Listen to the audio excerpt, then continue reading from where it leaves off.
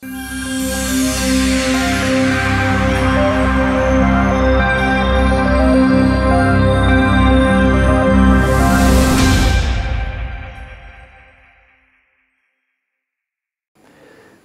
nodarbojos ar tenisu. Pagājušajā gada vasarā pārpūlēju elkoni. Kā rezultātā, sākot no jūlija, man parādījās sāpes elkonī. Un sākot no augusta, es mēģināju ar dažādām zālēm un procedūrām šīs sāpes mazināt, kas gala rezultātā izrādījās elkoņa cīspulas iekaisums. Un dakteris teica, ka vienīgā iespēja ir tātad veikt ķirurģisku iejaukšanos.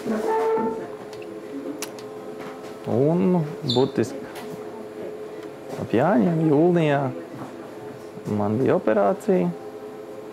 Un jau pēc 4 nedēļām es sāku vingrot, lai no nākamā gada atkal spēlēt tenisu.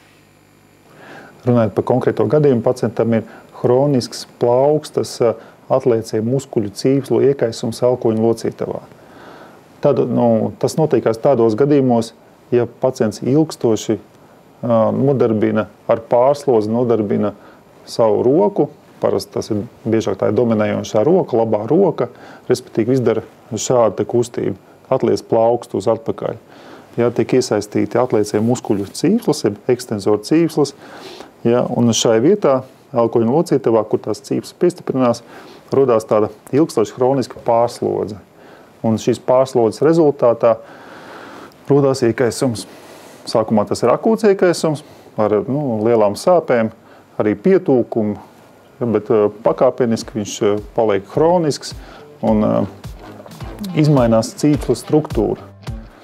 Un tā ārstēšana parasti ir konservatīva, respektīvi, kad taisa ārstniecisko vingrošanu, taisa injekcijas tanī iekaisušajā daļā, bet ja tas nav rezultatīvi, respektīvi, ja sāpes saglabājās un turpinās, pacients nevar neko aktīvi darīt, reizēm pat tīri tādas sadzīviskas lietas nevar darīt, kad nevar attaisīt durvis vai kaut ko strādāt uz datora, jo saglabājās sāpes visu laiku.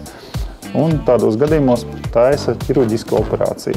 Operācijas būtība tāda, kad šīs iekaisušās cīpslas, kas pašas pa sevi vairs nevar atjaunoties, tiek atdalītas no kaula. Un kauls tiek atsvaidzināts, un viņas tad pašas tā kā pēc tam pieaug atpakaļ, bet tas iekaisums sev ir pazudis. Patreiz es vingroju 3 reizes nedēļā, pa 40 minūtēm, un plus vēl veica ultraskaņu, lai pēc iespējas ātrāk varētu nostiprināt šo cīpslu. Viņi atkal pieaug pie kaula, un es varētu pilnvērtīgi gan strādāt, gan arī nodarboties ar mīļoto sporta veidu.